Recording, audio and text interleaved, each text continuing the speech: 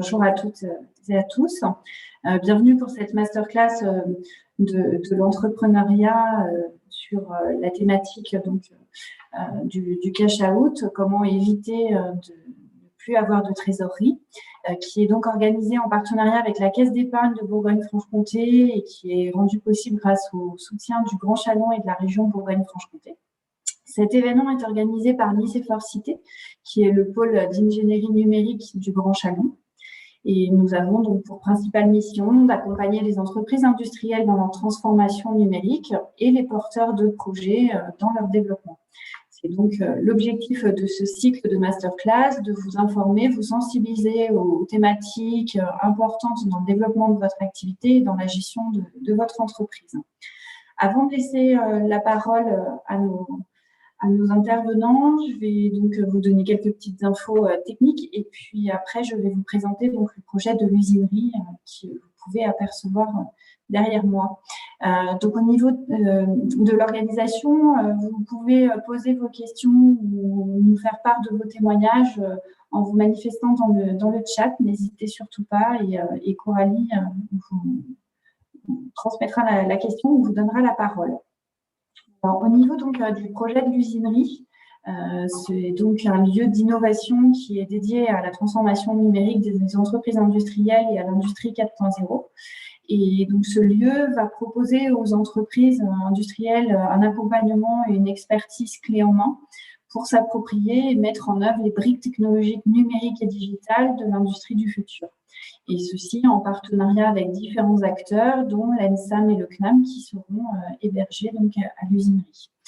Donc, ce bâtiment de 4000 m² sera inauguré au premier trimestre 2022 et il aura donc pour mission cet espace de vous informer, vous accompagner et mettre en réseau et former les entreprises industrielles, et ce afin de renforcer leur compétitivité et l'attractivité du territoire.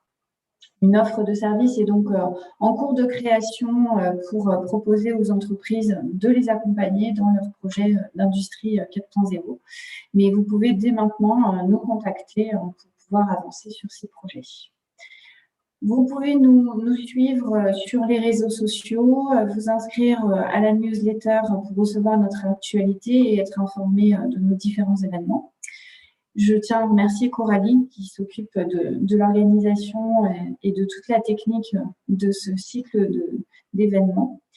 Et puis maintenant, je vais passer la parole à Sylvie Guillonneau de la Caisse d'épargne Bourgogne-Franche-Comté qui accompagne les porteurs de projets et donc qui a une expertise reconnue dans l'innovation et qui aujourd'hui va animer cette masterclass. Bonjour à tous, bienvenue à cette nouvelle masterclass avec l'ICFOR-Cité.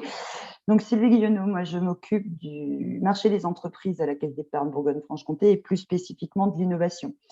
Dans le programme Néo Business, accompagnement des startups et entreprises innovantes. Donc, nous allons co-animer cette masterclass avec Pierre-Alain de BPI qui va se présenter. Simplement, nous ne sommes pas très nombreux et on souhaite une masterclass la plus interactive possible. Donc, vraiment, n'hésitez pas à poser toutes les questions que vous avez envie de poser. Pierre-Alain. Merci Sylvie. Bonjour à toutes et bonjour à tous. Donc Pierre-Alain Truand, comme c'est écrit. Je suis délégué innovation de BPI France en Bourgogne-Franche-Comté. Voilà, donc je fais en sorte de manager cette belle équipe de chargés d'affaires qui sont sur le terrain à vos côtés et notamment en Saône-et-Loire, parce qu'il y en a quelques-uns parmi vous de Saône-et-Loire. Donc vous connaissez Olivia Touze. Olivia Touze, juste une petite parenthèse, elle part aujourd'hui en congé maternité et elle est remplacée par Sandrine François, voilà, qui nous a rejoint il y a un peu plus d'une semaine maintenant. Donc, elles sont en pleine passation. Donc, c'est pour ça qu'elles ne sont pas avec nous ce matin, mais vous aurez, j'imagine, grand plaisir à la rencontrer. Voilà, je te rends la main, Sylvie, c'est ça ? Et encore une fois, je suis d'accord avec toi sur l'interactivité. Profitez-en, vous n'êtes pas nombreux, mais vous êtes déjà, vous êtes là, c'est que vous êtes très intéressés. Donc, profitez-en pour véritablement poser vos questions, on est là pour ça. Donc oui, j'ai demandé à Coralie d'effectuer un sondage avant de démarrer ma présentation. Coralie, je te laisse faire. Donc, on ne t'entend pas, Coralie. Je ne sais pas si c'est normal. Oui, je l'ai lancé, mais c'est pour ça, là, les personnes voient le sondage. Donc, vous laisse quelques instants, vous laisse un peu moins d'une minute pour répondre. Si je vois qu'il n'y a plus de réponse, j'arrêterai avant. Là, je vois que ça répond. J'ai l'impression que plus personne ne répond. Alors, je vais mettre fin au sondage, comme ça, Sylvie, tu pourras voir les résultats, je vais les partager. Voilà, comme ça, tu pourras voir l'âge des entreprises et le chiffre d'affaires. Ok, donc ce qui me permet un peu aussi d'adapter ma présentation. Coralie, tu peux lancer le PowerPoint. C'est bon, tu as pu tout voir ça pour. Ok, très bien. Oui. L'arrêter. Moi, merci à vous pour le sondage. Je de l'écran. Et je lance donc ta présentation. Voilà. Ok, merci beaucoup. Donc aujourd'hui, nous allons parler plus particulièrement du cash perdu ou à aller chercher, qui est une problématique principale. Alors la présentation indique des startups, mais j'insiste bien, c'est pas que des startups, hein, c'est de toutes les entreprises. La trésorerie est vraiment quelque chose de primordial pour tout le monde. Donc, côté technique, c'est Coralie qui défile le PowerPoint. Donc, tu peux avancer, Coralie. Donc, on va parler principalement de 4 items. La préparation et l'anticipation sur votre trésorerie. On va un peu évoquer le BFR, qui est un peu ce qu'on appelle le nerf de la guerre. On va regarder un petit peu également la roadmap des financements et puis quelques éléments de langage du banquier qui parfois ne parle pas tout à fait la même langue que les chefs d'entreprise. Donc là, Coralie, tu peux avancer. La phase de préparation, bien évidemment, est quelque chose de primordial. Que vous soyez en création ou que votre entreprise ait déjà du chiffre d'affaires, puisqu'on a la chance d'avoir les deux panels ce matin. Il faut travailler sur votre trésor et savoir ce que vous allez avoir comme dépenses et comme rentrée, bien sûr, avant d'aller voir qui que ce soit dans l'écosystème finance. C'est vraiment primordial.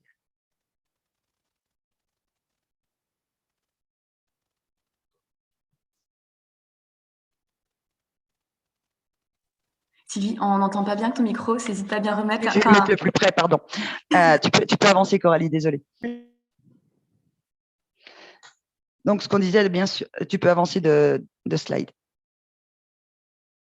Donc, voilà, déterminer les besoins de financement. En fait, il faut aller pousser les bonnes portes au bon moment. Il y a ce qu'on appelle, nous, une roadmap des financements. On en a déjà parlé dans différentes masterclass, mais c'est toujours très important de revenir dessus. Donc, le schéma traditionnel, c'est vous, ce que vous avez mis en capital, de la love money, éventuellement du crowdfunding, un appel au BA et bien sûr, mais Pierre-Alain en parlera tout à l'heure, l'acteur incontournable qui est BPI, ainsi que la région, bien sûr. Viennent les prêts d'honneur, que ce soit ceux d'initiative ou de réseau entreprendre, mais on creusera un peu plus tard le sujet parce qu'on a eu des questions dessus. Et après, bien sûr, vous pouvez aller chercher du capital, que ce soit du capital risque, amorçage, innovation, développement. Les acteurs ne manquent pas et l'écosystème, que ce soit Nicéphore, Pierre-Alain ou moi, on peut tout à fait vous mettre en relation. Tu peux avancer, Coralie, s'il te plaît. Donc, on parlait de méthodes. Alors là, ce sont des exemples, hein, bien entendu, mais il faut vraiment que vous fassiez un timing sur vos besoins de financement parce que les réponses à vos besoins ne seront pas les mêmes suivant si vous êtes en phase de pré-industrialisation, d'industrialisation, de développement à l'international. Ce ne sera pas du tout le même type de financement. On peut avancer au slide suivant. Donc, les 3 lettres qui vont changer votre vie, le BFR. Alors, qu'est-ce que c'est que le BFR? On peut avancer, Coralie, aussi. Donc, là, merci. Donc, le BFR, ce sont les créances clients, plus les stocks, moins les dettes fournisseurs. Donc là, on se base sur le bilan pour calculer ce BFR. Plus simplement, on peut dire que ce sont la différence entre les dépenses et les encaissements. C'est un indicateur qui est primordial et c'est nécessaire. Plus il est petit, plus vous serez serein dans la gestion de votre entreprise et plus ce sera facile pour vous aussi d'aller négocier des choses avec vos banquiers. J'insiste sur le timing, c'est important d'aller voir, alors, je ne vais pas dire que banquier, parce qu'on est vraiment l'écosystème, quand vous n'êtes pas, ce qu'on appelle nous short cash, parce que nous avons des outils pour répondre aux besoins de financement des entreprises, mais on n'est pas magicien. Et si vous venez trop tard, c'est beaucoup plus compliqué pour nous de trouver des solutions. Donc, n'hésitez vraiment pas à aller voir votre banquier, à communiquer avec lui, à lui faire part de vos difficultés. Il y a aucune honte à ça. Au contraire, ça prouve que vous avez anticipé.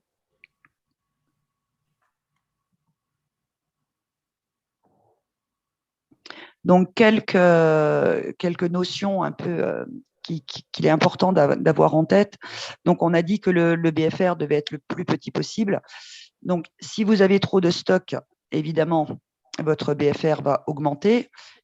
Et très logiquement, si votre stock baisse, il y aura forcément une baisse du BFR. Le stock, je pense que c'est un élément aujourd'hui à prendre en considération compte tenu de la crise sanitaire où il y a eu des activités qui ont quand même été bloquées quelques mois. Donc, alors nous, on s'attend à avoir des clients qui viendront nous parler de leur BFR ou de leurs difficultés de trésorerie. Peut-être pas dans l'immédiat parce qu'il y a eu les PGE. Vous pouvez toujours solliciter des PGE. J'en profite pour dire que c'est prolongé jusqu'au 31 décembre. Mais plutôt sur début 2022, sachant qu'il y a des activités qui redémarrent très, très fort. Donc là, aujourd'hui, avoir une visibilité sur ce qui va se passer, c'est quand même un petit peu compliqué au vu de la situation. Alors, et c'est là qu'on va parler des créances clients. Donc, forcément, si vos créances clients augmentent, votre BFR va également augmenter. C'est très, très important. On va en parler un petit peu plus loin. Faut quand même savoir qu'aujourd'hui, 25% des faillites des entreprises sont liées à des impayés. Donc, facturer et se faire payer, c'est quand même primordial. Et pareil, si les dettes envers vos fournisseurs augmentent, le BFR mécaniquement va baisser. Tu peux avancer, Coralie. Attends. Merci. Ah, c'est bon, pardon, je suis allée trop loin. non, c'est bien, tu peux avancer à la suivante. Okay. Donc, je vous ai parlé de l'importance de se faire payer. Alors, nous, on le constate traditionnellement chez nos clients. Faire des factures, en général, c'est assez bien fait. Relancer les clients pour se faire payer et connaître, vous facturerez pas de la même manière. Enfin, si vous facturez de la même manière, mais vous ne relancerez pas de la même manière un grand groupe ou du public qu'une TPE ou qu'une PME. Donc, c'est très, très important pour vous, quand vous signez avec des clients, de bien connaître leur modalité de règlement. Et évidemment, de vous faire aider d'outils adaptés. Aujourd'hui, il y a un panel d'offres, alors qu'on ne va pas vous détailler aujourd'hui parce que ce serait beaucoup trop long et chronophage, mais il existe des tas d'outils de relance, de facturation. Donc, évidemment, on va aussi parler du risque d'impayé parce que vous pouvez très bien avoir facturé à un de vos clients et que celui-ci se trouve en difficulté et ne puisse pas vous payer. Donc, il existe des solutions qui sont… Alors, l'assurance crédit, alors COFAS, nous, c'est l'organisme avec lequel on travaille, mais l'assurance crédit, donc c'est-à-dire qu'il va qui va garantir votre poste client, suivant évidemment la signature de vos clients. Et la facturage qui consiste à déléguer, entre guillemets, à une société d'affacturage la gestion globale de vos factures. Donc, c'est une solution qui peut coûter de l'argent, mais qui peut également vous éviter bien des déboires, puisqu'il suffit d'une facture à payer parfois pour fragiliser une entreprise. Je ne vais pas parler de Vision Dev, c'est vraiment un produit interne caisse d'épargne. Tu peux avancer, Coralie.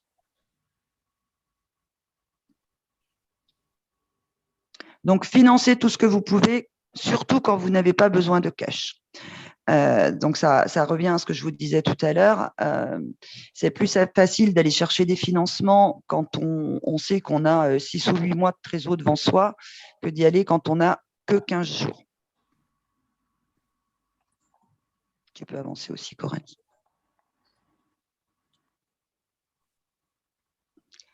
Alors, c'est peut-être un peu petit. Est-ce que tu peux un peu grossir, Coralie? Moi, je vois, mais c'est pour nos spectateurs. Normalement, les personnes doivent voir comme moi, c'est en plein écran, donc je ne peux pas. Ah, ok, super. Voilà, super. Logiquement, ça devrait être bon. Donc là, c'est ce qu'on appelle en fait la roadmap des financements. Coralie pourra vous partager le PowerPoint si vous voulez. C'est ce que je vous disais tout à l'heure. Hein, au démarrage, c'est votre rapport perso, éventuellement du crowdfunding. Et c'est le moment en général où vous travaillez sur votre business plan et vous faites votre preuve de concept.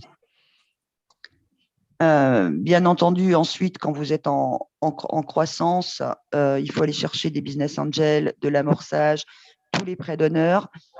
On parlera peut-être, si on a des questions tout à l'heure, des fonds propres. Pierre-Alain en parlera peut-être. Je ne vais pas m'étendre sur le sujet, mais c'est très, très important de garder des fonds propres positifs. Et il faut savoir que les prêts d'honneur, les subventions, ça rentre dans les quasi-fonds propres. Donc, c'est primordial d'aller chercher ces sources de financement avant même d'aller voir votre banquier pour un prêt classique. Ensuite, on l'a évoqué un peu tout à l'heure, tout ce qui est levée de fonds avec les investisseurs. Bien entendu, le crédit bancaire.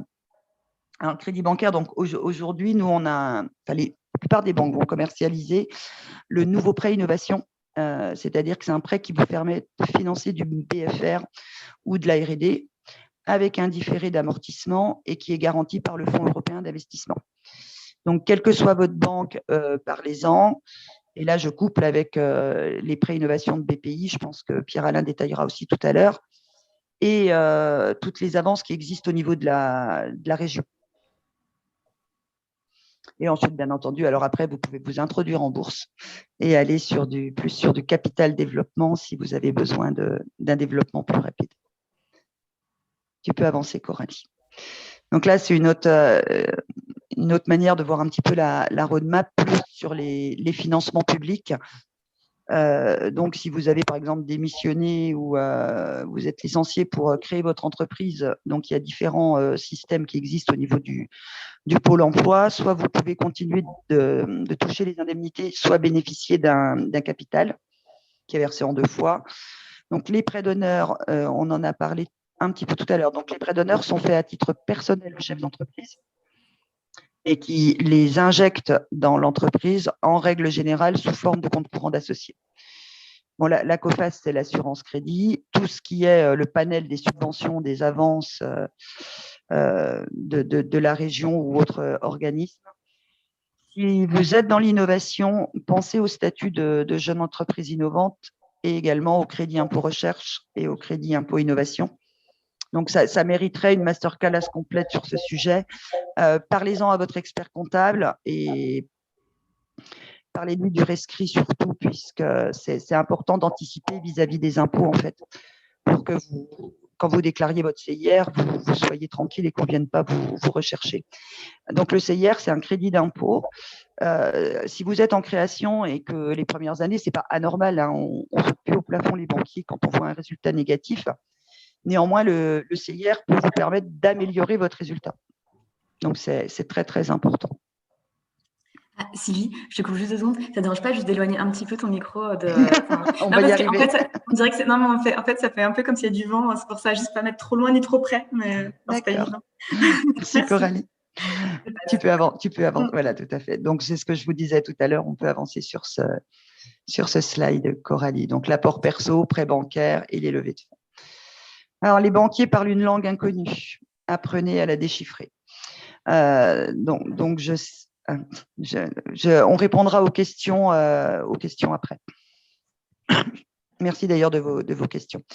Donc, effectivement, tout ce qui est affacturage, DAI, escompte, alors ce sont des termes un peu techniques. Alors, l'escompte tend à disparaître. Hein. L'escompte, c'est ce qu'on appelle les traites, c'est-à-dire que vous avez signé un contrat avec un de vos clients. Pour vous régler, il fait ce qu'on appelle une traite avec des échéances. C'est-à-dire aujourd'hui, par exemple, vous facturez au 1er juillet, votre client vous règle avec une traite payable au 1er octobre. Mais vous, pendant ces 3 mois-là, vous avez besoin de la trésorerie. Donc, la banque peut mettre en place ce qu'on appelle une ligne d'escompte et vous avancer ce que votre client vous doit. La DAI, on va plus être sur, par exemple, la région vous a octroyé une subvention ou une avance, ça doit s'appeler croissance, si ma mémoire est bonne. Simplement, la région peut avoir des délais un peu plus longs pour débloquer les fonds, pour mettre en place tout ça. Donc, nous, pareil, la banque peut vous avancer cette subvention en faisant ce qu'on appelle une convention DAI, c'est-à-dire que c'est la banque qui sera payée au lieu que ce soit vous, par la région.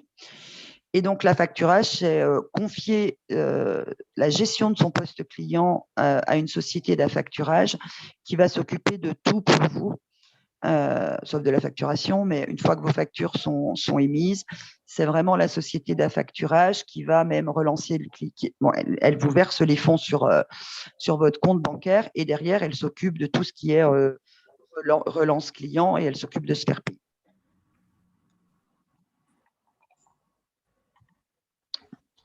Donc voilà, on ne va pas s'étendre dessus, mais c'est le schéma, ce que je vous disais, entre votre client, votre entreprise et la société d'affacturage. Donc évidemment, on a parlé de l'affacturage, de la DAI, de l'escompte, concours bancaire. Donc bien entendu, vous pouvez négocier un découvert autorisé avec votre banquier. Ce que je vous conseille d'ailleurs fortement, parce que ça vous permet quand même de faire face à des aléas de trésor et c'est sécurisant pour vous et ça vous évite aussi des frais bancaires qui, si vous n'avez pas de découvert, votre banquier paiera ou pas ce qui se présente s'il n'y a pas de trésorerie sur votre compte, mais ça vous occasionnera des frais. Donc, négociez avec votre banquier un découvert autorisé. Tu peux avancer, Coralie. Merci. Donc, le crédit bail sert plus précisément à financer du matériel. Donc, en fait, votre entreprise obtient un financement via une société de crédit bail. C'est le crédit bailleur qui devient propriétaire de la machine, du camion, du matériel dont vous avez besoin. Et vous payez un loyer au crédit bailleur. Donc là, alors l'avantage du crédit bail par rapport à un crédit classique, c'est que ça ne rentre pas dans les mêmes lignes au niveau du bilan. Donc ça, c'est une optimisation, je dirais, plus de votre impôt société ou fiscal. Différé d'amortissement, on en a parlé un petit peu tout à l'heure, négocier quand vous le pouvez et suivant bien sûr le tableau de trésorerie sur lequel vous aurez travaillé auparavant. Négocier un différé d'amortissement, alors surtout quand on est en démarrage ou en phase de création, ça vous permet quand même de dormir plus sereinement et d'anticiper sur votre trésor.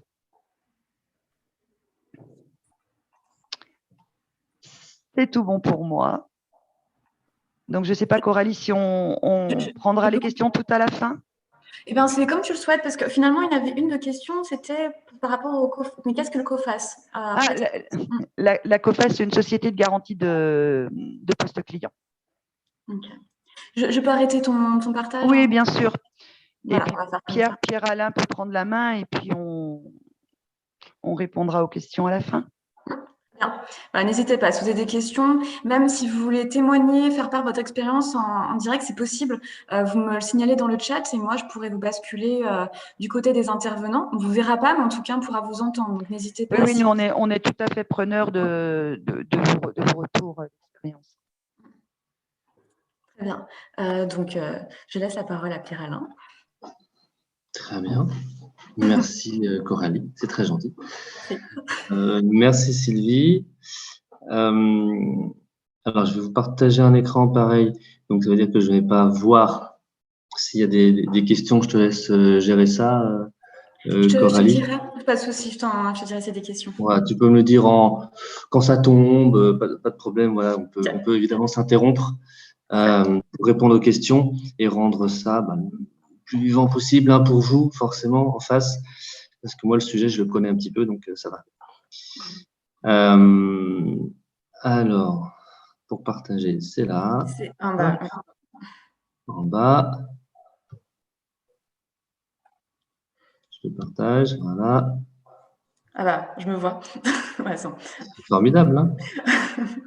Et bon. vous voyez, normalement, c'est tout jaune. Oui. Voilà, ça c'est pour rappeler le soleil, pour profiter un petit peu en avance du week-end qui arrive et qui sera magnifique. Alors, très très rapidement, je vais passer très vite là sur la présentation pour aller éventuellement plus dans un échange, mais aussi là, c'est simplement pour vous retracer très brièvement les métiers de BPI France, parce que BPI France, c'est une énorme boîte à outils, mais c'est surtout un gros réseau social d'entrepreneurs dont vous faites partie, et avec une grosse boîte à outils, une grosse banque en dessous.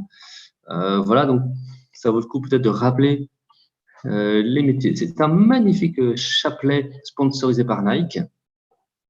Vous voyez, donc on intervient sur différentes thématiques, sur ce qu'on appelle un continuum de solutions pour chaque étape clé de l'entreprise. Donc, aussi bien de la création que de l'accompagnement. Et il en sera beaucoup question dans ce que je vais vous présenter ce matin.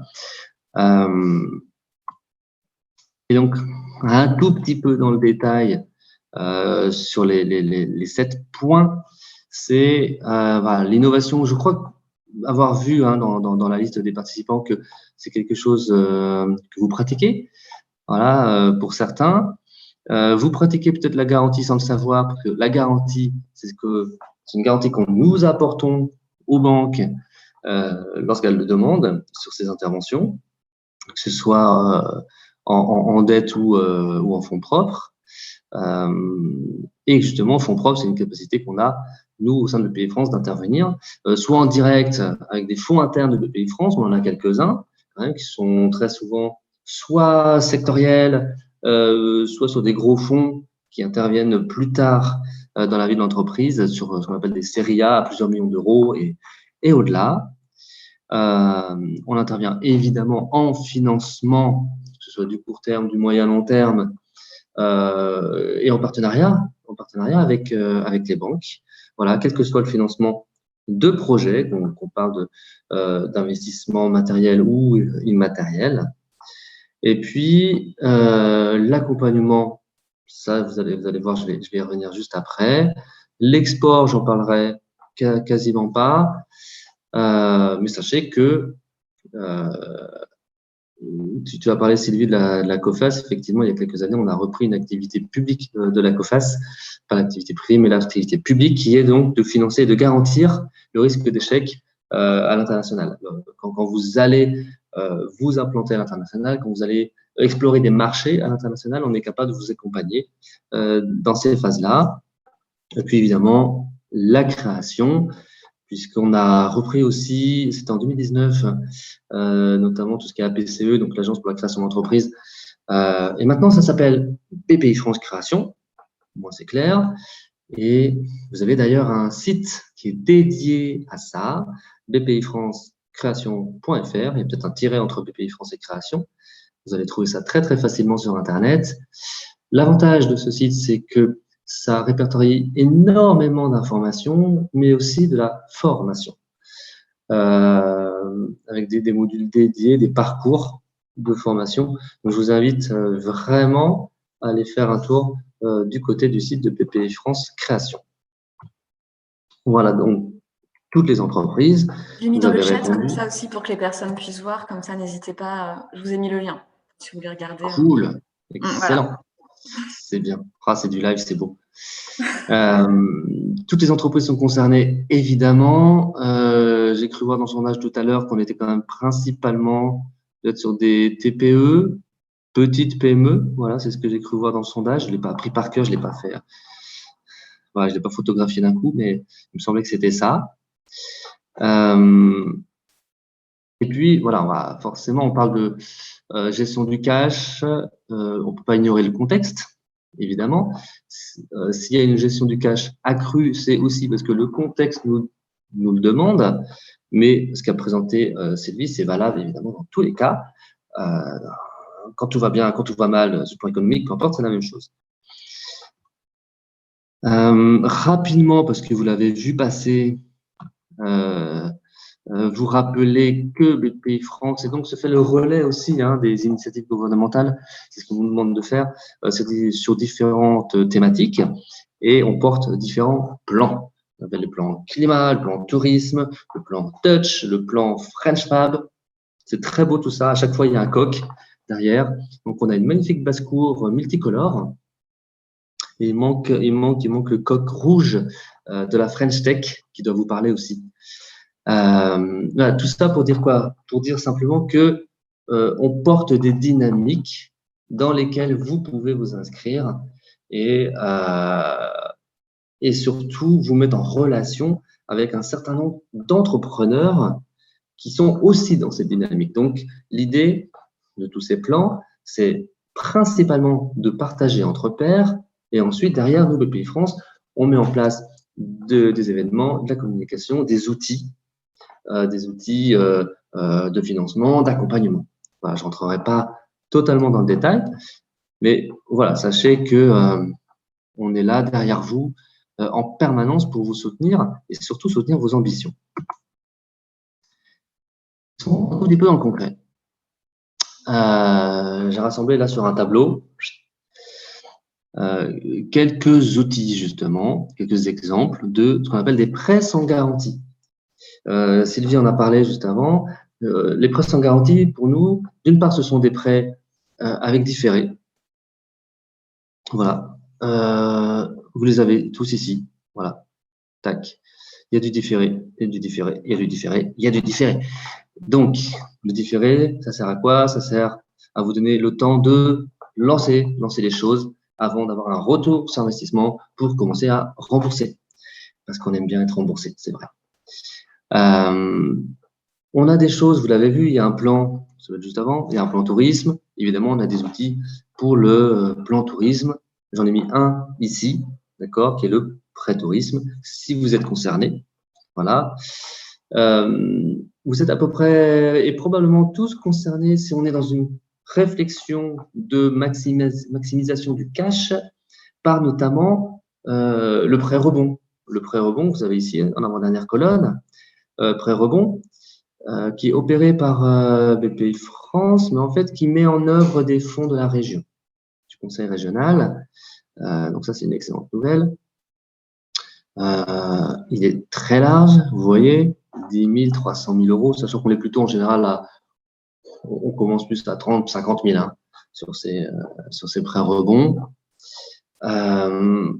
On est plafonné au fonds propre, c'est pas écrit, mais voilà, on est plafonné au fonds propre. On a un taux ridicule de 1%. L'idée, c'est quoi? L'idée de la région derrière, c'est vraiment ça. C'est vraiment faire une injection de cash massive pour la grande majorité des PME, ce que vous êtes.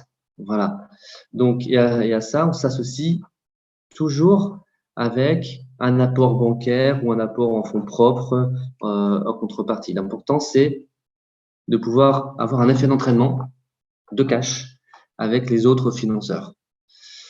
Voilà. Et vous l'avez vu, dans ce tableau, je n'ai même pas indiqué le PGE, parce que ça, c'est monnaie courante. Vous l'avez vu partout. Il y a déjà plein de codes depuis le tout début du premier confinement. Donc, voilà, j'en ai même pas reparlé ici. Voilà.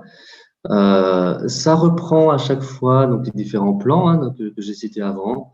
Donc, sachez voilà, qu'il y a à chaque catégorie, à chaque secteur d'activité, une réponse. Et l'important pour moi, c'était quand même de pouvoir vous remettre en tête ce prêt rebond que nous gérons pour le compte de la région. Et surtout, le propos aussi, c'est quand même d'être accompagné. J'avais un petit porte-carte à une époque. Ça, c'est quand j'ai démarré à travailler. C'était il n'y a pas si longtemps. Hein. C'est pas parce que voilà. Mais c'était écrit seul on est créateur, accompagné, on devient entrepreneur. Et c'est exactement ça. L'idée, la philosophie de l'accompagnement chez BPI France, qui est une énorme transversale chez nous. On croit véritablement à la progression de l'entrepreneur, au quotidien pour justement que lui fasse progresser son entreprise. Alors, j'ai laissé le premier sur l'autorisme, mais concentrez-vous sur le deuxième là, ici, juste en dessous. On a mis en place une formation en ligne qu'on appelait Rebond. Voilà, pour toutes les entreprises qui forcément, quasiment toutes, ont connu quand même un petit coup de mou hein, ces derniers mois. Et donc, on a mis en place cette formation gratuite en ligne d'une quinzaine d'heures, justement pour explorer les différents points qui sont listés ici. L'idée globale de ça, c'est de pouvoir réfléchir à son modèle d'affaires, réfléchir à comment je génère de la marge. Une entreprise, ce n'est que ça. Une entreprise, c'est un groupement d'hommes et de femmes qui souhaitent travailler ensemble pour générer de la marge sur un produit, un service, etc. etc. Ce n'est que ça, une entreprise. Normalement, sinon, ça ne s'appelle plus une entreprise, ça s'appelle une faillite s'il n'y a pas de marge qui est générée derrière. Donc, l'idée, c'est ça, c'est vraiment d'avoir cette réflexion. C'est ce que je vous invite fortement à faire. Vous avez le lien ici qui vous sera retransmis. Je n'ai pas de doute que Coralie est déjà en train de le taper dans le chat. De toute façon, vous aurez les questions. Voilà, je vous invite fortement à y aller. Prenez le temps de la réflexion. 15 heures, certes, ça reste 15 heures dans une semaine d'entrepreneur, c'est juste énorme. On ne sait pas où les placer, les 15 heures. Mais c'est des petits modules. Voilà, il y a 5 modules. Voilà. Il va faire très chaud ce week-end. Mettez-vous tranquille à la cave pendant 3 heures, loin du bruit des enfants, tout ça. Vous serez peinard. Ça vaut le coup de prendre le temps de réfléchir à son modèle. Comment je génère du cash? Quel client, Sylvie en parlait, avec quel client je fais des affaires, avec lesquels je fais des affaires et qui me payent bien, et qui ne me payent pas bien, etc., etc., etc. Tout ça, pourquoi? Et ça a été rappelé juste avant, pour optimiser, à chaque fois, optimiser le BFR. Voilà, et le réduire. Ça, c'est toujours le principal levier, forcément, d'apport de cash, avant même d'aller chercher des prêts, avant même d'aller chercher des fonds propres, parce que de toute façon, le financeur que vous allez avoir en face de vous voudra regarder comment vous gérez l'entreprise, qu'est-ce que vous mettez en place pour gérer l'entreprise, comment vous portez votre réflexion sur votre modèle d'affaires, avant même de vous octroyer un prêt ou, encore pire, de se marier avec vous s'il intervient en fonds propres dans l'entreprise. Donc, indispensable de faire ça. Donc là, vous avez 15 heures de formation gratuite. Je ne sais plus si… Moi, je pense là-dessus après, mais sachez que vous avez aussi… On aime beaucoup travailler là-dessus, notamment avec les startups ou les TPE. C'est le diagnostic croissance. Voilà. Là, vous êtes en autonomie, d'accord? C'est cette formation en ligne, vous êtes en autonomie. Le diagnostic croissance, on fait appel à un expert externe qui est validé par BPI France, qui suit un cahier des charges de BPI France, que vous validez évidemment, parce qu'on vous en propose toujours 2 ou 3. Hein, c'est à vous de choisir avec qui vous voulez travailler au final. Et ensuite, il va passer plusieurs jours avec vous, faire l'analyse de toute votre activité, de la manière dont vous travaillez, pour travailler avec vous sur un plan de développement. Voilà. Et éventuellement, revoir le modèle d'affaires, penser autrement, décliner du coup à la suite de ça un nouveau business plan et tracer la trajectoire de développement. Voilà. Et nous, on cofinance ce diagnostic. En fait, on en finance la moitié, hein, grosso modo. Si la personne vient 5 jours, voilà, ça coûte dans les 5 000 € et on finance 2005. Je résume. Et c'est à peu près ça. Et là, c'est vraiment un coup de boost. Un coup de boost pour vous préparer à aller chercher des prêts bancaires, vous préparer à aller chercher une levée de fonds, vous préparer à accéder mieux à vos marchés. Voilà. C'est tout ça, le diagnostic croissance. Donc, c'est subventionné, il ne faut surtout pas hésiter à y aller. Et peut-être, alors je ne sais plus, j'ai plus la liste sous les yeux, mais peut-être que certains parmi vous en ont bénéficié. Donc, merci de vous signaler. Ce sera intéressant d'avoir votre témoignage par la suite. On pourra, Coralie, a les moyens de vous donner la parole. Ça, c'est très fort.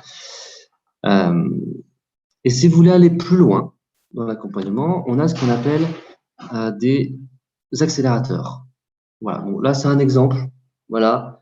Prenez pas ça, ce qui est affiché là, pour argent comptant, sachant que les accélérateurs sont toujours adaptés, modulables. Voilà. En Bourgogne-Franche-Comté, on lance un accélérateur de TPE. Voilà. Donc, on est à peu près dans les chiffres d'affaires, oui, des chiffres d'affaires qui sont à peu près de l'ordre de 2 millions, et puis un petit peu au-delà. Voilà, c'est à peu près ça, ce qu'on cherche à lancer. Accélérateur de PME, ça va durer, je crois, 12 mois aussi, celui-là. Et l'idée, c'est ça. C'est d'avoir du conseil, de la formation, des mises en relation.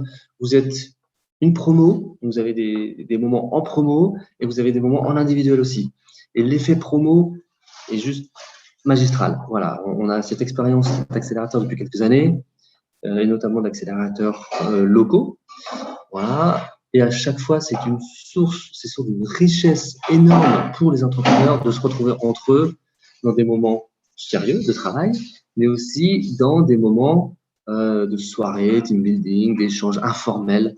Voilà, c'est là où se passe beaucoup de choses. Donc, on a ces outils-là également qui sont à disposition. Alors, pour rentrer dans le détail d'annexes, de produits éventuellement, très très rapidement, un focus sur l'innovation, parce que je crois que vous êtes concernés pour certains. De la création d'entreprise, donc avec ce qu'on appelle des bourses French Tech notamment, d'accord, je pense que vous connaissez. On y associe évidemment ce qu'on appelle le FRI, le Fonds régional de l'innovation, avec nos co-financeurs, que sont principalement la région, mais aussi, historiquement, on a 3 collectivités qui nous suivent, Grand Besançon, Grand Belfort et puis Montbéliard. En fait, ils nous confient leur argent pour le mettre à votre disposition. Voilà. Donc, que ce soit de la subvention de démarrage pour des aides à la faisabilité ou quand on avance pour financer la R&D, des avances de trésorerie qui peuvent prendre la forme de une sorte de prêt R&D. Voilà. Et puis, on vient financer, alors c'est peut-être le cas parmi vous, je ne sais pas, ce qu'on appelle de la deep tech, des innovations vraiment de rupture, avec des modalités d'intervention qui sont plus importantes pour ces projets qui consomment plus de cash. Voilà. Et puis derrière, effectivement, on a cette phase de renforcement de fonds propres qu'on peut adresser soit par du prêt, parce que vous avez surligné en jaune, des prêts d'amorçage. Encore une fois, hein, c'est des prêts sans garantie, des différés longs de 3 ans.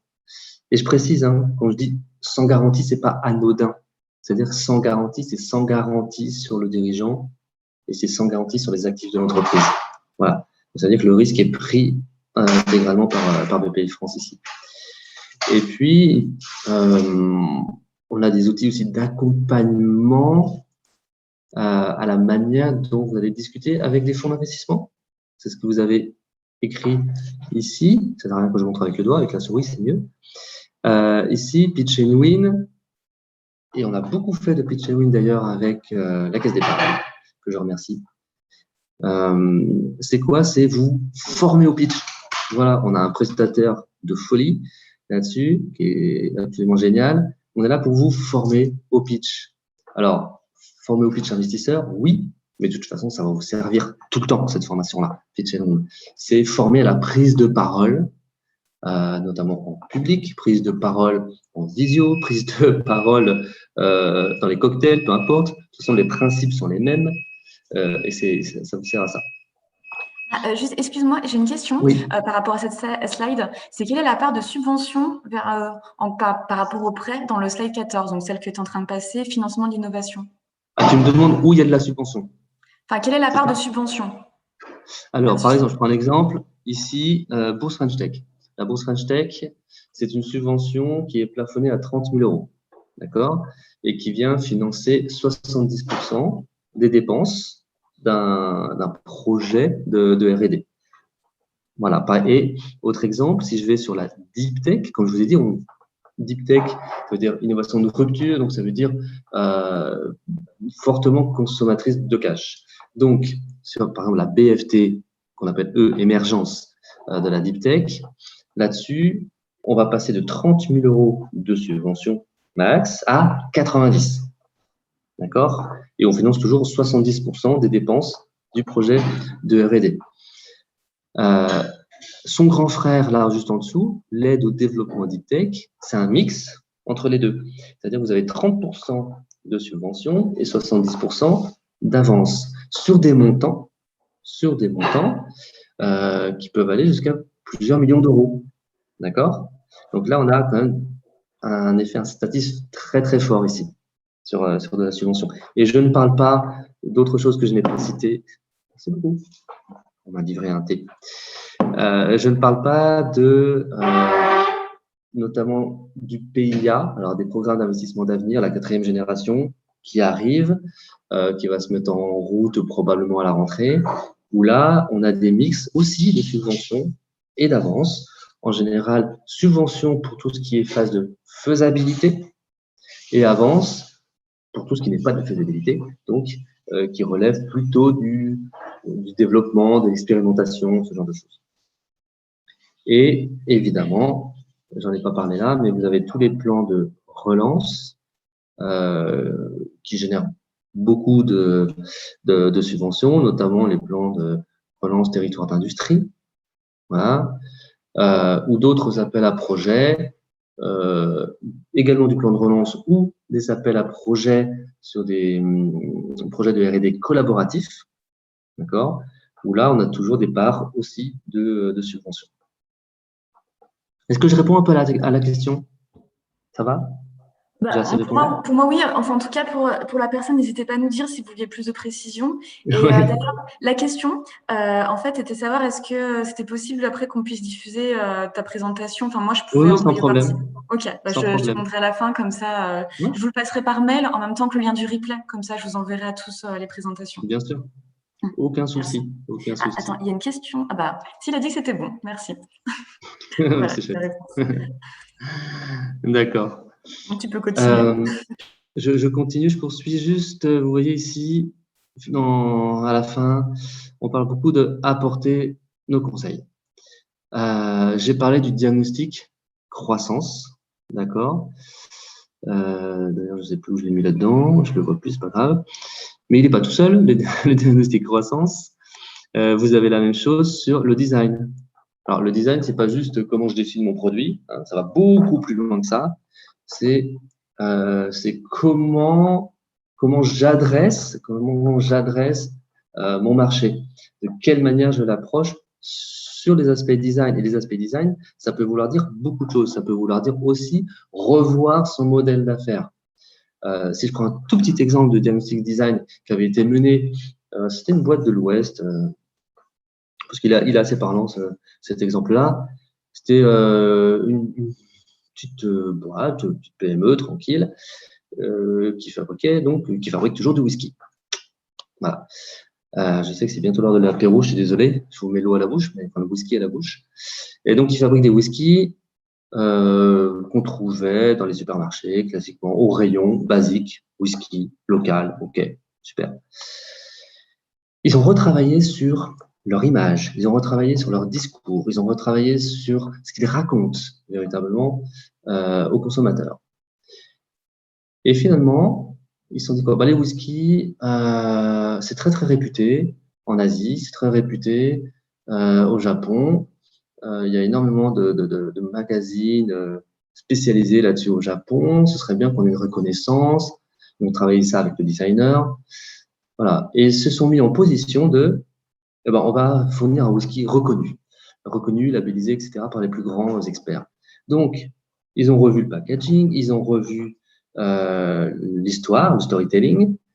Ils se sont présentés au Japon avec ce whisky, etc. Tout ça a plu, formidable, bel article, des récompenses, nickel, ce qu'ils n'avaient jamais obtenu. Mais évidemment, il fallait que ça suive derrière. Parce que quand les Japonais ils débarquent en France pour visiter l'entreprise qui a reçu le prix, etc., il faut que l'entreprise ressemble à quelque chose. Donc, ils ont revu toute l'entreprise, l'intérieur, euh, la déco, etc., etc. En fait, tout allait de pair. Tout allait de pair. Et au final, dans le rayon de supermarché, on ne les trouvait pas dans les whisky basiques. Ils ont remonté d'un étage. Ils ont doublé le prix. Les marges ont augmenté. Alors, ils ont investi un petit peu forcément, mais les marges ont augmenté. Formidable. Et à la fin, à l'intérieur, c'est le même whisky. C'est le même whisky à l'intérieur. Ils n'ont rien changé à la formule. Voilà, toujours pour dire tout ça pour dire que il faut réfléchir aussi au design de son entreprise dans la globalité. J'avance parce que je prends mon temps, mais la même chose, on aime beaucoup les chapelets, hein. La même chose pour l'international. Je ne rentre pas dans le détail, mais ça ressemble beaucoup à la philosophie de l'innovation internationale. Voilà, on est capable de vous accompagner sur des avances récupérables, donc de l'assurance prospection, etc., etc. Donc, on a une personne qui est dédiée à ça chez nous, au sein de BPI France en Bourgogne-Franche-Comté, qui est Xavier. Donc, si c'est un sujet pour vous, n'hésitez pas à nous solliciter. La garantie, bon, quelque part, vous n'avez presque pas à vous en occuper, mais puisque ce sont les banques qui nous sollicitent et on travaille avec elles dans ce sens-là, mais ça vise véritablement à faire en sorte que les banques prennent plus de risques aussi. Et on apporte de la garantie soit sur les fonds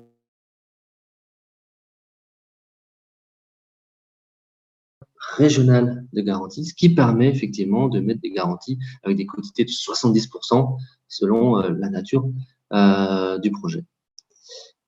Hop, bon, je passe rapidement là-dessus. De toute façon, c'est pas forcément là-dessus que vous devez vous attarder. Le financement plus classique, cofinancement, je l'ai dit tout à l'heure, qu'on fait en partenariat avec une banque toujours, permet de financer à peu près tout ce que vous avez à financer, que ce soit de l'immobilier ou de la croissance externe et de toute façon à chaque fois qui génère du BFR. Voilà, donc tout ça, ça se finance avec toujours pareil, des prêts sans garantie aussi. Vous voyez, ça peut aller loin, hein. On peut mettre 5 millions, on a des choses qui vont encore au-delà. Et il y a des périodes de différé aussi, qui peuvent être très sympathiques. Et évidemment, le financement de l'équipement sous diverses formes. Je crois que j'arrive au bout. Ah bon, ça reprend juste de manière synthétique ce que je viens de dire. Ah oui, le financement du court terme, on en a parlé, que ce soit de la DAI ou autre. Voilà, sachez qu'il y a toujours possibilité de mobiliser le poste client de l'entreprise. Et c'est vrai que nous, côté BPI France, on est beaucoup plus spécialisé sur la mobilisation des créances publiques, voire des grands comptes, parce que bon, il y a un administratif assez particulier sur l'administration, sur le financement des créances publiques. Voilà. L'accompagnement, vous l'avez compris, indispensable. Indispensable aujourd'hui, que ce soit fait par BPI France ou pas d'ailleurs, c'est pas le sujet, mais hors de question que vous restiez seul dans votre coin, hors de question que vous ne vous challengiez pas. Il faut vous challenger tous les jours, vous interroger tous les jours sur le sujet. Allez confronter vos idées, votre modèle d'affaires à d'autres entrepreneurs, à des gens qui vous conseillent. Faites-le tout le temps, tout le temps, tout le temps. Vous n'êtes pas à l'abri de récolter une bonne idée derrière. Ça peut aider. Ça, j'en ai parlé, les accélérateurs, différents types d'accélérateurs. Waouh! Et voilà. Alors, j'arrête le partage et je reviens parmi vous. Et jusque-là, je ne voyais personne. Hop là. C'est tout bon? J'ai arrêté le partage. Hein. Oui, c'est bon, il n'y a plus de Ça y partage. est. Excellent. Bah, voilà, si vous avez des questions, n'hésitez pas. Je suis à vous. Alors, je prends les commentaires au pif, mais il y a Sylvie qui me traite de menteur comme si j'avais travaillé. Oh, ça va, ça fait un peu plus que 5 ans. D'accord. Non, tu as des bons commentaires en plus dans le chat. Ils disaient que ton intervention était complète et très pédagogique. Alors, la copie des diapos. Oui, pour nous, il est en cours. Ah, mais ça, si je dis pas de bêtises, c'est l'entreprise Calypso. C'est ça, Emmanuel. Oui, c'est ça. C'est Emmanuel hein, Périssé. Emmanuel Périssé, oui. C'est ça, hein, je dis pas de bêtises. Ok.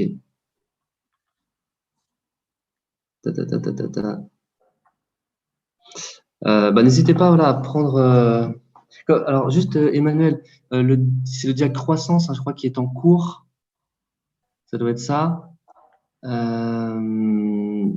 Mais si vous voulez prendre la parole hein, pour dire comment ça se passe, n'hésitez pas. Hein. Dites-le à Coralie, mettez-le dans le chat. Et puis, je vais faire en sorte. Alors, je vais voir. Je réponds à la question. Je réponds à la question d'Erwan. Quels sont les contacts, points d'entrée pour les aides innovation? Plusieurs points de contact. Voilà, c'est l'avantage d'être dans une région. Et en plus, on a un écosystème innovation dans la région où tout le monde se connaît. Donc, que vous appeliez n'importe qui, de toute façon, vous allez arriver au même endroit. C'est ça qui est formidable. Donc, ça peut être soit le chargé d'affaires BPI France, si vous le connaissez, sur votre territoire. Donc, si c'est la Saône-et-Loire, Olivia, maintenant Sandrine. Sinon, passez par Nice Fort Cité, hein, clairement. Coralie a les contacts, Delphine, évidemment, a les contacts. Si vous êtes en lien plus avec l'AER, passez par l'AER ou la région, etc. Voilà. Les aides à l'innovation, c'est vrai que de toute façon, au final, elles retombent un peu chez BPI France parce que les partenaires nous font confiance pour mettre en œuvre justement la mise en place des aides à l'innovation. Les banquiers ont vos coordonnées aussi. Oui, que ce soit la banque. Voilà, c'est ça qui est formidable. Vous jetez une fusée en l'air, tout le monde la voit. Normalement, il y a Emmanuel qui est de votre côté, donc il peut intervenir. Oui, bonjour. Vous m'entendez? Oui, très bien. Alors, effectivement, on a démarré le diagnostic croissance depuis maintenant un bon mois et demi. Nous sommes accompagnés dans ce cadre par une société qui s'appelle Graines de Conseil, donc qui a été préconisée par BPI. On a eu une liste en fait de choix de différents accompagnants. Ça permet, en fait, c'est vraiment très très bien fait. Ça permet de remettre à plat en fait toutes les choses, de reconstruire, je dirais, un business plan complet. Je dirais qu'entre le moment où on construit notre premier business plan et puis ce diagnostic croissance, il y a beaucoup de choses en fait qui évoluent dans la société. Alors en plus, sans parler du contexte en fait que nous connaissons, que nous avons connu en fait l'an dernier, qui a tendance, j'espère, à s'atténuer. Mais en fait, ça permet de remettre tout à plat, quoi. Et ça fait du bien. Ça fait du bien. Il y a beaucoup de questions en fait qui sont posées, beaucoup d'ouverture, parce qu'en même temps, je dirais que les gens sont pleins d'expérience et nous mettent je dirais, en relation avec d'autres personnes. Et enfin, ça fait un bien fou, quoi. Bah, tant mieux. Et c'est pas fini. Et c'est pas fini. Et c'est pas fini. Non, mais effectivement, ça a forcément un impact. Ça a forcément un impact sur la gestion du cash. De toute façon, ça a un impact Ouais, sur alors, le BFR. C'est obligé. complètement. Alors, on a fait hyper attention. Enfin, je dirais que nous, enfin, Calypso, on s'est recroquevillé sur notre démarrage. On n'a pas fait tout ce qu'on avait prévu en fait de faire, je dirais, suite à la pandémie. On a décalé complètement nos investissements. Enfin, c'est un peu de la folie, quoi. Mais voilà, on remet tout à plat. Merci beaucoup, Emmanuel, pour le témoignage. Mais de rien. On a d'autres questions aussi. Alors, j'avais une personne d'ailleurs qui est connectée ce matin qui avait posé une question en amont, donc Agathe Rousseau. Pourra-t-on définir la différence entre prêt classique des banques, prêt participatif banque et ONG et prêt d'honneur? Ok, je vais répondre, Pierre-Alain. Par contre, ONG, je ne sais pas ce que c'est. Si vous pouvez préciser enfin voilà, après dans le chat, vous pouvez nous mettre et préciser ce que vous voulez dire par ONG. Organisation. Ok. Donc, prêt d'honneur. Donc, c'est des prêts qui sont octroyés à titre personnel aux dirigeants.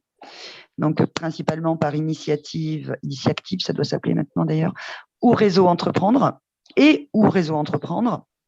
Donc, c'est-à-dire que vous devez le rembourser à titre perso, mais l'injecter dans l'entreprise. Le principal intérêt du prêt d'honneur, il est à taux zéro, souvent, avec un différé. Il vous permet de sécuriser vos quasi-fonds propres et surtout, côté réseau entreprendre, il y a un accompagnement qui est non négligeable de la part des autres chefs d'entreprise avec un parrain qui peut vous conseiller sur plein de choses, notamment même tous les sujets aussi abordés par Pierre-Alain, et également un club des lauréats. Donc, Pierre-Alain a insisté sur l'accompagnement et je ne peux que rebondir dessus puisque c'est plus que primordial. Donc, le prêt bancaire, c'est un prêt bancaire. Donc, la différence entre le prêt d'honneur et le prêt bancaire, c'est que le prêt bancaire est octroyé à l'entreprise, que l'entreprise devra rembourser. Donc, classiquement, on regarde bien entendu si la situation financière de l'entreprise permet de rembourser le prêt. Alors, dans le cas des startups où il n'y a pas forcément de chiffre d'affaires au démarrage, ce n'est pas forcément un frein pour obtenir un prêt bancaire. Là, on va se baser beaucoup sur le solde de trésorerie, enfin la gestion de la trésorerie dont je vous parlais tout à l'heure. Et si éventuellement, il y a une levée de fonds qui permet d'apporter du cash dans l'entreprise. Et alors, prêt participatif, je dis juste un mot du prêt participatif de relance que l'État vient de lancer, mais il faut faire un chiffre d'affaires minimum de 2 millions d'euros pour pouvoir solliciter ce prêt participatif. Alors, l'intérêt d'un prêt participatif, en règle générale, c'est qu'il ne rentre pas dans la dette de votre entreprise. Ça ne rentre pas au niveau du bilan de votre entreprise, ça ne rentre pas au même endroit. Et ONG, je suis désolée, mais je ne sais pas ce que c'est. Si Pierre-Alain, tu peux m'aider là-dessus. Oui. Moi, je connaissais les ONG. Oui. Mais voilà. Non, mais en fait, sur les prêts d'honneur, vous le verrez déjà sur le site de BPI France Création, c'est que il y a possibilité maintenant, quand vous obtenez un prêt d'honneur de la part d'un réseau, que ce soit le réseau Entreprendre, un réseau Initiative, etc., ces réseaux-là ont possibilité de solliciter un prêt d'honneur complémentaire via BPI France. D'accord ? Donc, ça peut doubler finalement le montant du prêt d'honneur qui est octroyé à la personne physique, je le répète, et prêt, donc argent, qui est ensuite injecté en compte courant d'associé dans l'entreprise. D'accord ? Donc, on a cette possibilité-là.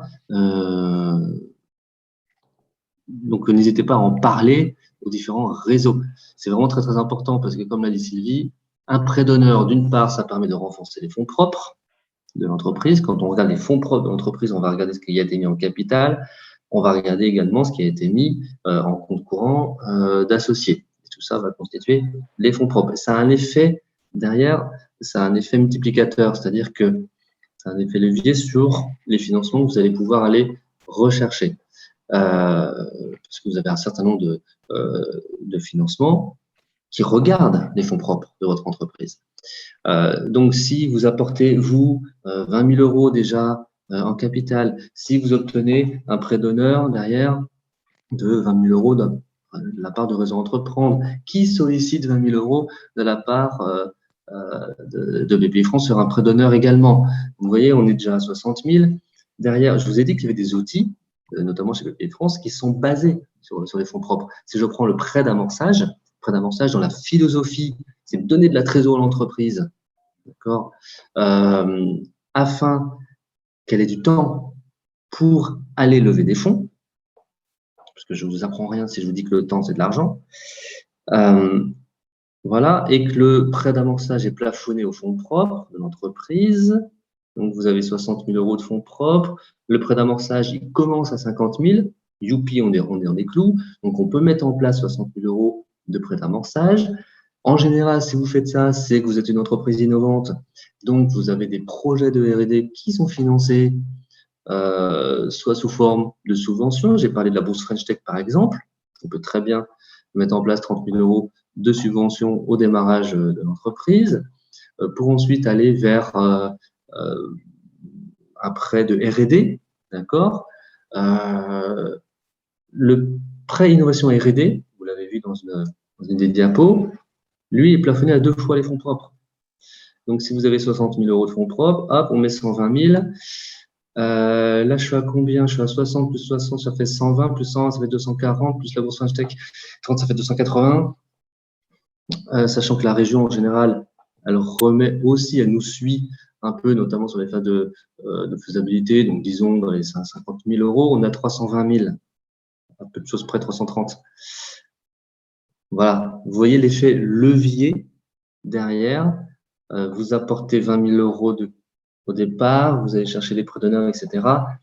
Tout ça s'enchaîne. Donc, en termes de gestion de cash, ce n'est pas neutre. Notamment. Et la question c'était… Oui, c'était sur les prêts d'honneur. Oui, c'était particulier. Ouais. Oui, c'était ça, c'est une question qui a été posée en amont, c'est pas dans le chat, c'est pour ça. Ah, d'accord. Question. Oui, la question, donc, c'était au départ, pourra-t-on définir la différence entre prêt classique, prêt participatif et prêt d'honneur? Ok. Bah, je crois que oui, effectivement, tu as donné la définition tout à l'heure, Sylvie, sur les prêts participatifs. Ouais. Et donc, j'ai une autre question également qui était dans le chat, c'est quels sont les contacts points d'entrée pour les aides innovation? Ah, bah, j'ai répondu tout à l'heure. Il a déjà répondu, Pierre-Alain. Parfait. Bah, désolée. Tu m'écoutes pas, hein, vraiment. Ah, bravo. Je te jure. Désolée. J'ai dû faire une micro-sieste.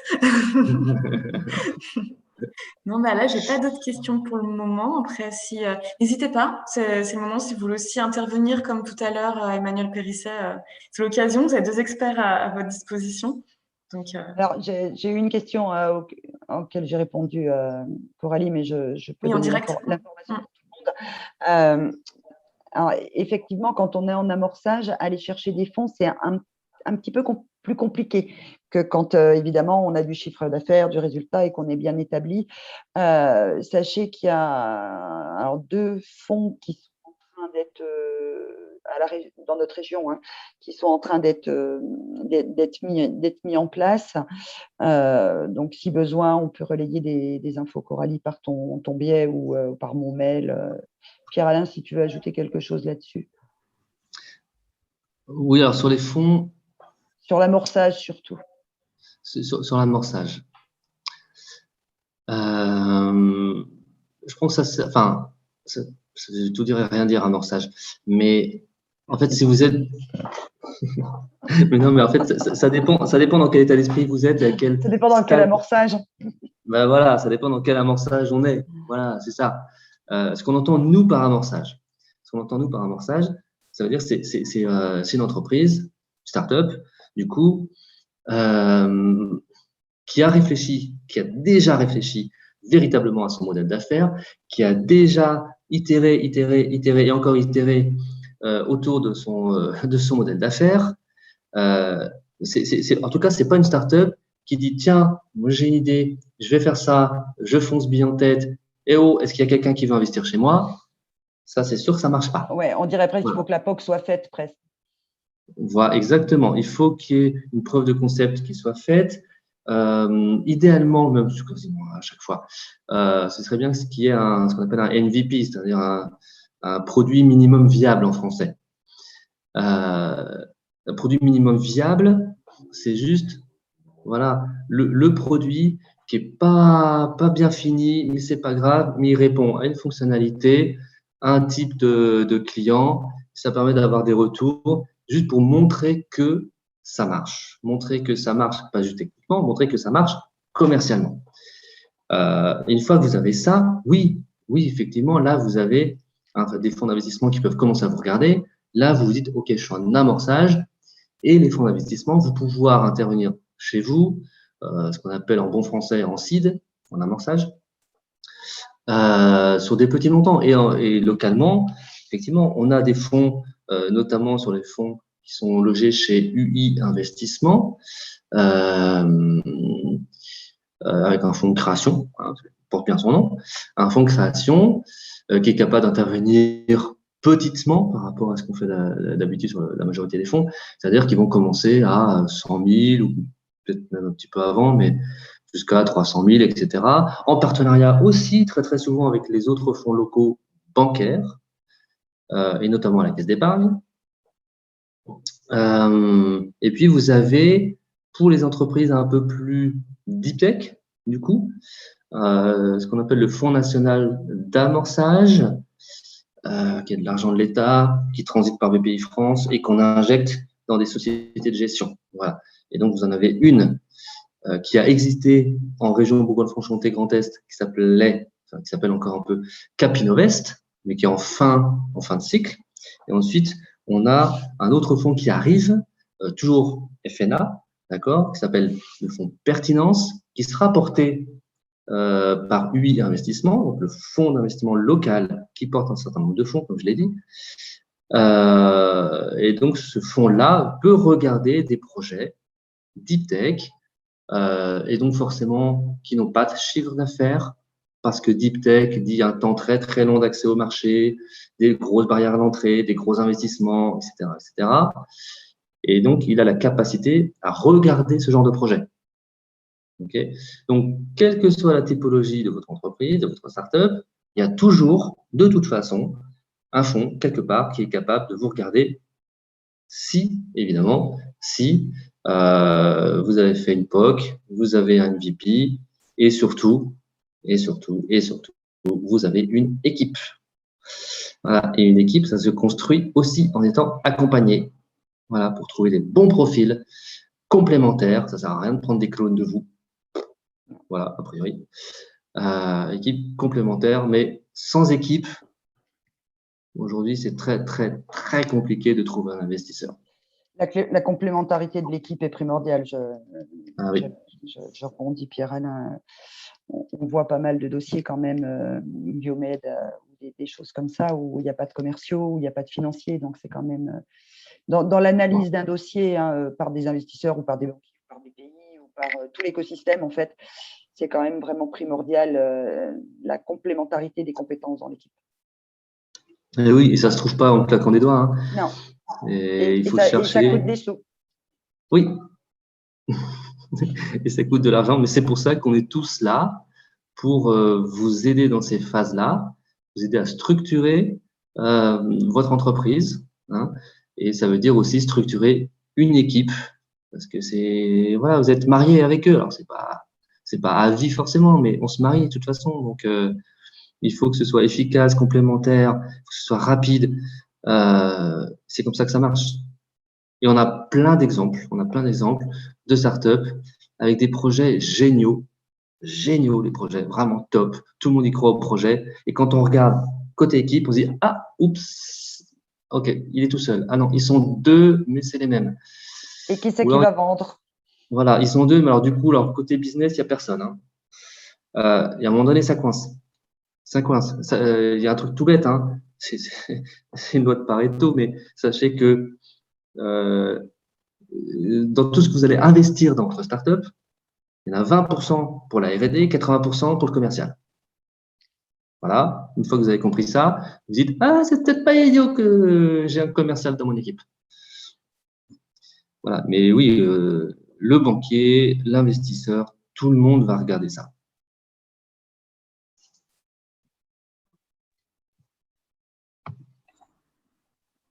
Merci. Alors, je vois, il n'y a pas d'autres questions. Non, c'est pour ça que j'attendais. Je ne savais pas si vous alliez enchaîner. Je vois là, il n'y a pas de nouvelles questions. Donc, je pense que vous avez été clair et que tout le monde. Ouais, c'est l'heure de l'apéro, c'est pour ça. C'est ça, tu as parlé d'alcool. Et on est vendredi. C'est ça. Ah oui. Non, mais comme ça, voilà, on aura terminé plus tôt que prévu. Ah, Bourse French Tech, que vous nous en parlez. Finalement, il y a quelqu'un qui n'est pas là à l'apéro. Non, bah non. Bien sûr. Bourse, difficile à dire, hein, Bourse French Tech. Vous essayerez 10 fois très vite chez vous. Bourse French Tech, ça s'adresse aux startups de moins d'1 an, d'accord, et ça vient financer la première phase de R&D dans l'entreprise. Voilà. C'est ça l'idée. Comme je vous l'ai dit, hein, elle est plafonnée à 30 000 € en subvention pour la bourse French Tech classique, et on finance 70% des dépenses de R&D. On entend quoi par dépenses de R&D? On entend les frais de personnel, d'une part, les frais de sous-traitance aussi, si vous avez à financer la sous-traitance de R&D pure, de prototypage, ou de la propriété intellectuelle, ou bien aussi des premières segmentations marketing, ce genre de choses. Ça vient financer ça.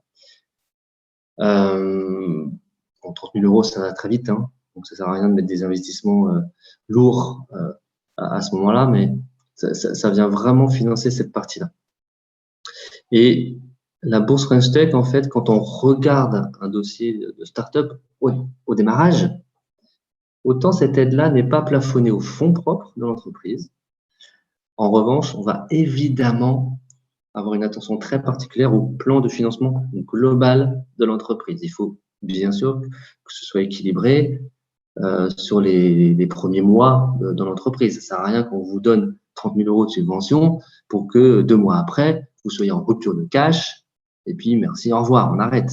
Surtout pas. Donc, on a besoin, on le fait avec vous, construire le plan de financement, d'aller voir les banques, d'aller voir les partenaires, d'aller voir la famille, hein, pour voilà, les gratter un petit peu là. Il faut taxer un peu la famille pour récupérer de la love money. Enfin voilà. L'idée, c'est vraiment de regarder le plan de financement au moins sur la première année, d'avoir un plan de trésor mensuel qui tombe juste à la fin de chaque mois pour se dire, OK, on est capable encore de manger des pâtes 6 mois après, hein, ça marche. Donc, on regarde bien tous ces aspects-là. Il y a une autre question concernant la bourse French Tech. Oui. Je n'ai pas encore consommé toute ma bourse French Tech. Elle est versée en 2 fois. Peut-on quand même démarrer les dossiers pré-amorçage et pré-inno R&D?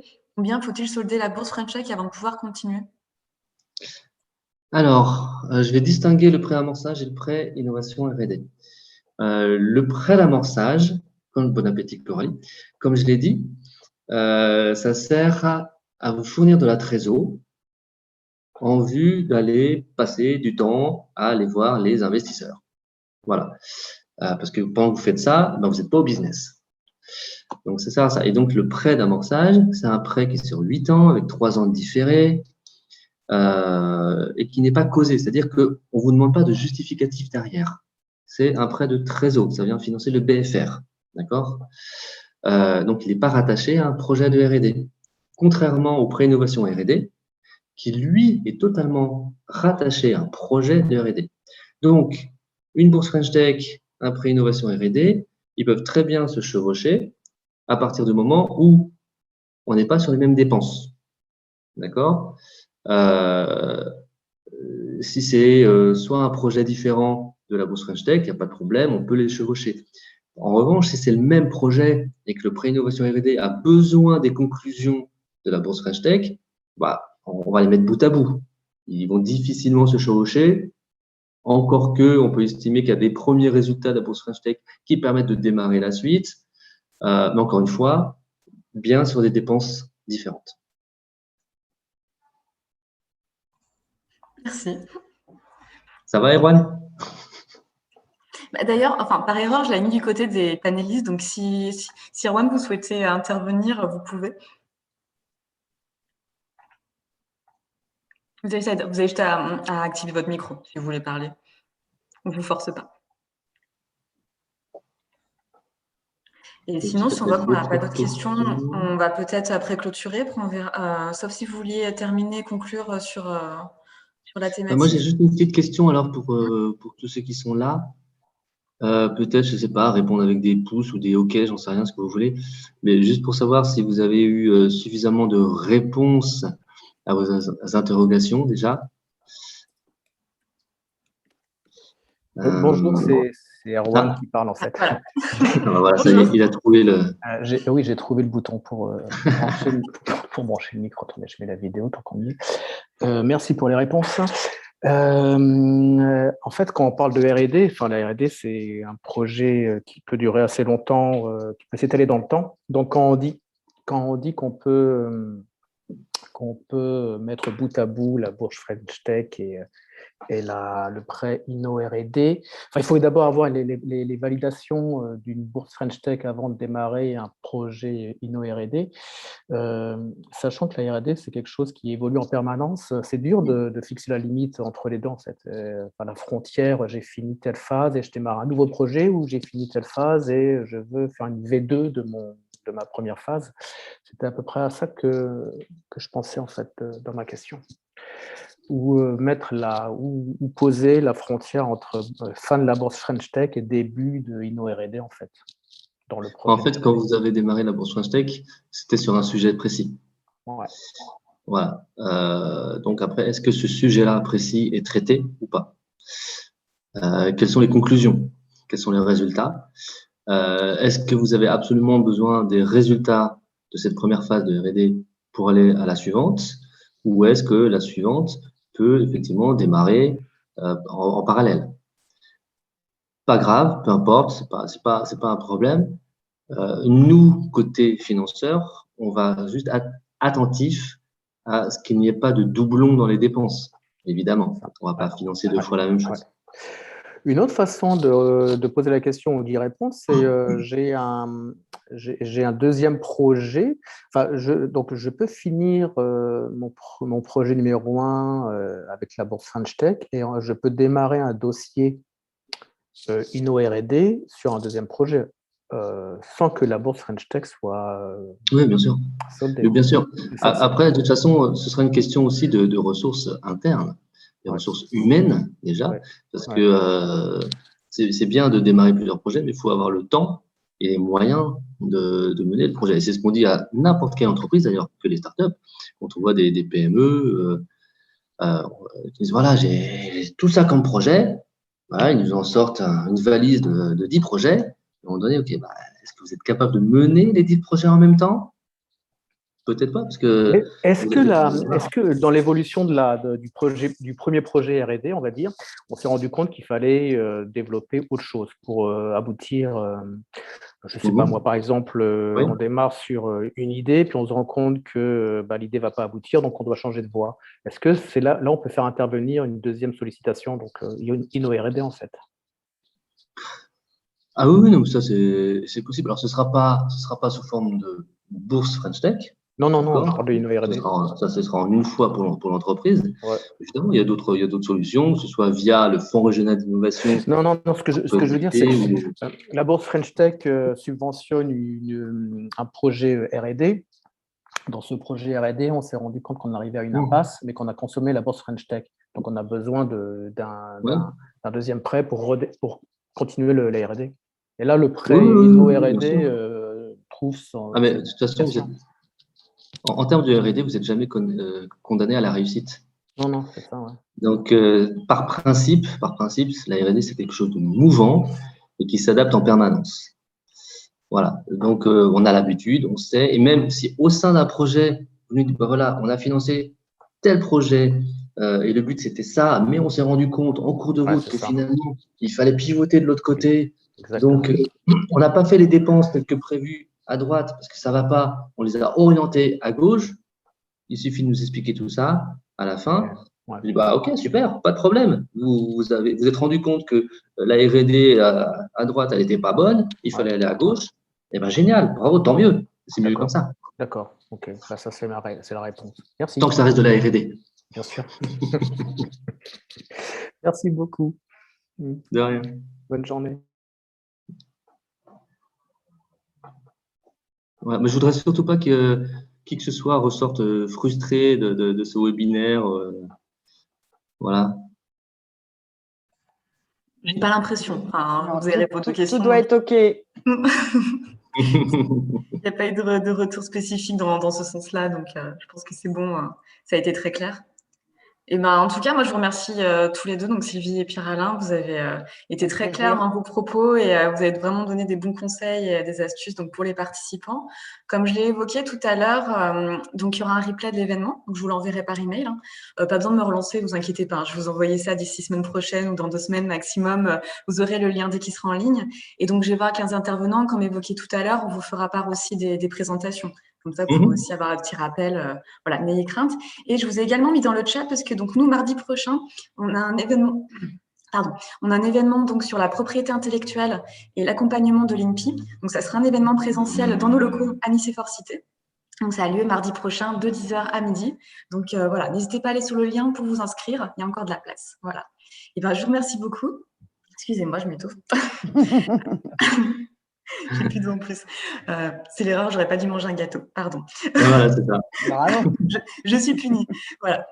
En tout cas, voilà, merci à tous pour votre présence et merci voilà, à tous les intervenants. Puis à bientôt pour nos prochains événements. Merci à tous. Bonne journée. Merci à tous. Bonne journée.